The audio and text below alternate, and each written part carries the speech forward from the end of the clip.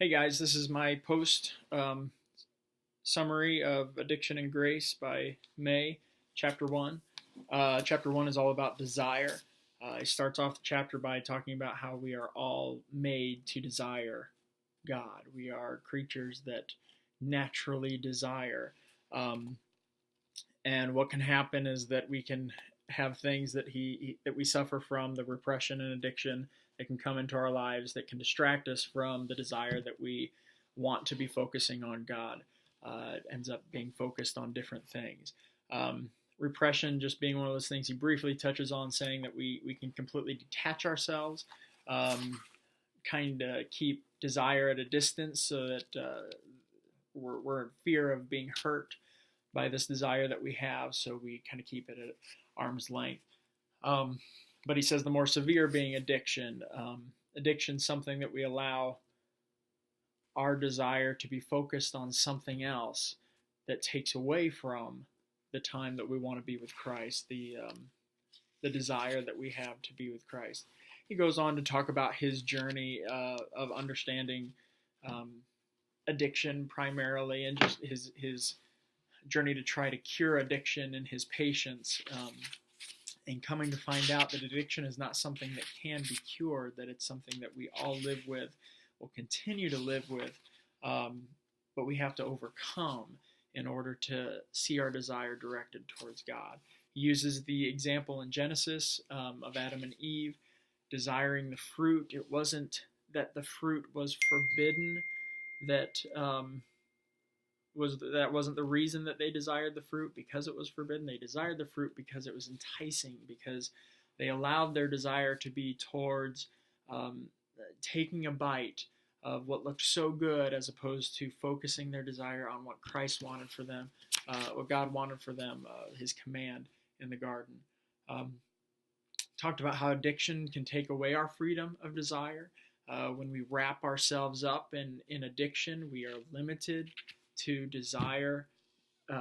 We are limited to give our desire to God in the ways that we want to, because our desires are um, being focused on other things.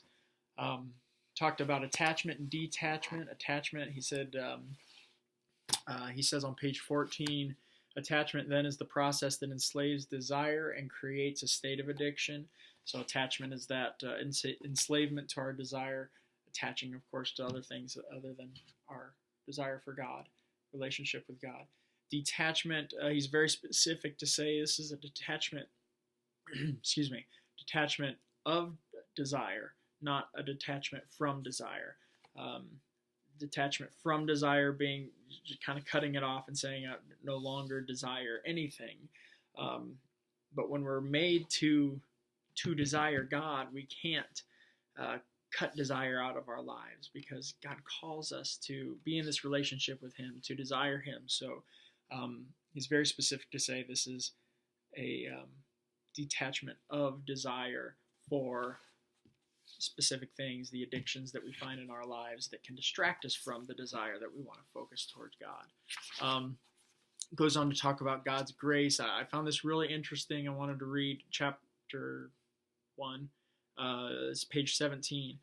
It is possible to approach grace as if it were just another thing to be addicted to, something we could collect and hoard, but this kind of grasping can capture only an image of grace. And sometimes I think that a lot of people, when they hear a grace sermon, this is a lot of what they're doing, is they're trying to reach out and they're trying to capture this grace and get as much grace as they can. It kind of causes like a grace burnout, because their idea of grace is so limited then, because they're not getting a full picture of God's grace. It's just something more I want to think on a little bit more. Uh, Reread that section again a couple times on how he talks about grace. Um, then he goes on to talk about Paul's life and the hope that Paul has, the hope that we all have. Um, that addiction, again, is not something that we can overcome. It's something that we live with. It's something that we bear. We will always have the things of this world that are going to want to pull our desire away from Christ and focus on something else. And how Paul is just constantly struggling with this, as he says time and time again in Scripture, that he just wants to give this up, and he hates the way that he acts, and he wants to turn away from this wickedness, but it's just ingrained in him. As May says, that it's ingrained in all of us, the desire to focus on something, and it's then our choice. Is our focus going to be on other things, these addictions that we allow into our lives, and to consume our desire, or do we focus our desire on Christ? What are my initial thoughts and feelings about recovery? I think this is something that especially in terms of work, addiction to work. I don't know how many pastors that I know that I've worked with, even myself, have fallen into this addiction of work where we get so caught up in the idea of kind of running this organization of the church that it becomes our addiction, and then our real desire, the relationship that we have with Christ, is the part that suffers.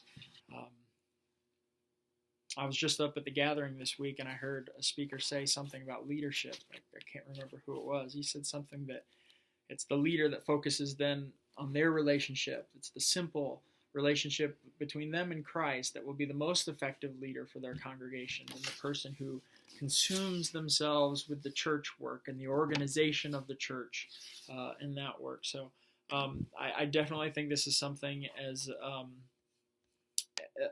a form of spiritual formation that all pastors need to focus on. Yeah, thanks.